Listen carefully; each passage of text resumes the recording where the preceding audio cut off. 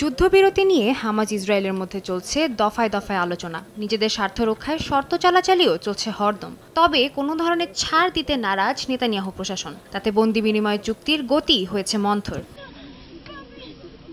নেতানিয়াহুর এই গড়িমসি এবার তাকে ফেলেছে তোপের মুখে। গাজা উপত্যকায় ৬ জন বন্দির মৃতদেহ উদ্ধারের পর জনগণের রোষানলে পড়েছেন তিনি। গত ৭ অক্টোবরের আক্রমণে আটক করা হয় ২৫০ জন ইসরায়েলিকে। এখন পর্যন্ত ১১৭ জন বন্দীকে ফেরত দিয়েছে হামাস। বাকি বন্দীদের মুক্তির বিষয়ে ফিলাডেলফি বর্ডার থেকে ইসরায়েলি সেনাদের সরিয়ে নিয়ে যাওয়ার শর্ত দিয়েছে তারা। এদিকে গুরুত্বপূর্ণ এই বর্ডার থেকে সৈন্য অপসারণ করলে হামাস আবারও অস্ত্র আমদানি শুরু করতে পারে, এই আশঙ্কায় এমন শর্ত মানতে নারাজ নেতানিয়াহু প্রশাসন।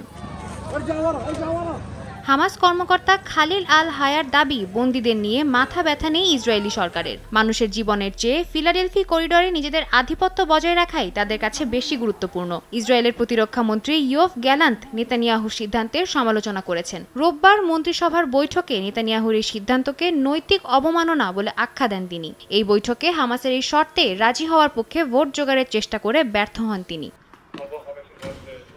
জনগণ বন্দি মৃত্যু বিষয়ে নেতানিয়াহুকে দায়ী করলেও হামাসের উপর দায় চাপানোর চেষ্টা করছে নেতানিয়াহু সরকার। তাদের মতামত, ফিলাডেলফি করিডোর বিষয়ে হামাসের শর্ত মেনে নিলে তা জিম্মিদের হত্যা করার জন্য হামাসকে পুরস্কৃত করার শামিল হবে।